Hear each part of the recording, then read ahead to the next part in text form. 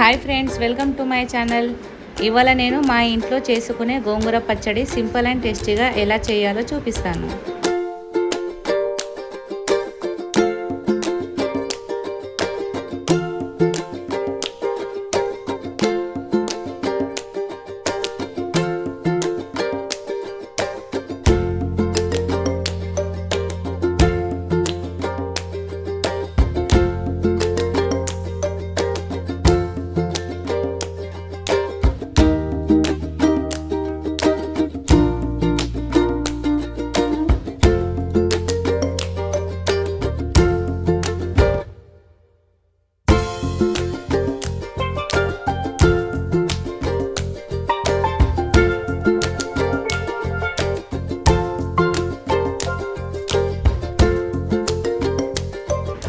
ఇంతే అండి, చూసారు కదా, ఎంతో టేస్టీగా ఉండే గోంగూర పచ్చడి రెడీ అయిపోయింది.